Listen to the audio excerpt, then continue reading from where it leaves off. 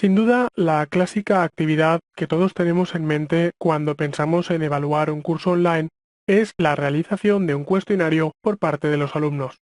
Dentro de un cuestionario, introducimos preguntas a las que de diferentes maneras el alumno tiene que responder.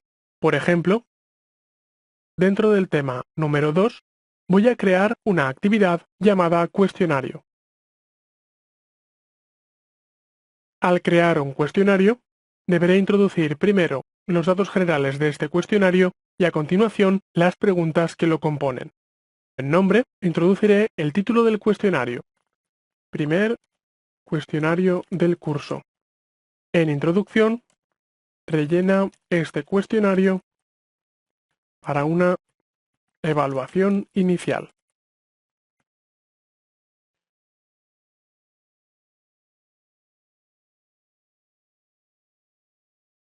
Mostramos la descripción, podemos especificar desde qué fecha hasta qué fecha puede realizarse este examen y a partir de ahí tendremos que especificar cómo el alumno puede rellenar este examen.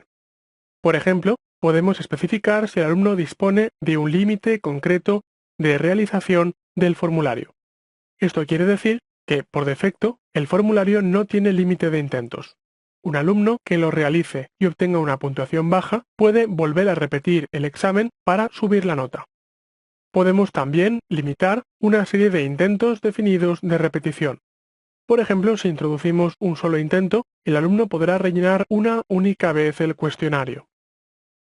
Si el alumno rellena varias veces un cuestionario, ¿cuál será el método de calificación?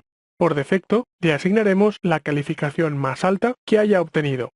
Podemos también cambiarlo para obtener el promedio de calificaciones, el primer intento o el último intento. Por defecto introduciremos la calificación más alta.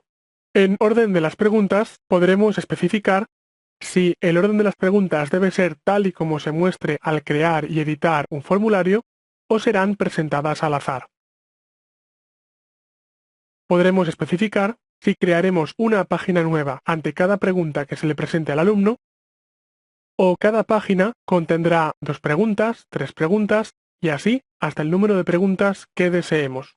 Por defecto voy a introducir página nueva para cada una de las preguntas. Podremos especificar si ordenamos al azar las respuestas dentro de las preguntas, dificultando por tanto más la posibilidad de que múltiples alumnos se puedan copiar entre sí. En comportamiento de las preguntas, podré elegir si quiero una retroalimentación diferida, inmediata, un modo adaptativo o calificación manual. Por ejemplo, en la retroalimentación diferida, el alumno obtiene un listado de aquellas preguntas que ha acertado y aquellas preguntas que ha fallado al final de la realización del cuestionario. Con la retroalimentación inmediata, se le va informando pregunta a pregunta de si está acertando o si está fallando. Por defecto, voy a elegir retroalimentación diferida para que al final de la prueba el alumno pueda saber qué preguntas ha acertado y qué preguntas ha fallado. Podremos también revisar las opciones dentro de cada una de las opciones que nos indican. Una vez especificamos las reglas generales del formulario, pasamos a especificar las restricciones y la retroalimentación. Por ejemplo, en restricciones podemos especificar si el alumno debe introducir una contraseña para entrar al formulario. En Se requiere dirección de red, podremos especificar que el alumno solo pueda realizar el examen dentro de una serie de direcciones IP de red. De esta manera, por ejemplo, el alumno podría realizar el curso desde su casa, pero podría estar obligado también a realizar el examen solo en los ordenadores del centro de formación. En la parte de retroalimentación global, lo que haremos es mostrar diferentes mensajes si el alumno obtiene un cierto grado de éxito.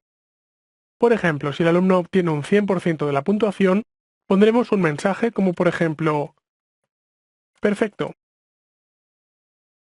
Si el alumno obtiene un 80% de calificación, escribiremos, has resuelto muy bien el examen. Con un límite de calificación del 50 o del 60%, lo has hecho bien, pero tienes que repasar más. un 30%, debes repasar más antes de rellenar el cuestionario. Y por ejemplo, un 10% es necesario que sigas repasando. Lo que hemos hecho hasta ahora es crear un formulario de manera general. Si queremos crear preguntas para este formulario, tendremos que pulsar el botón Guardar cambios y mostrar.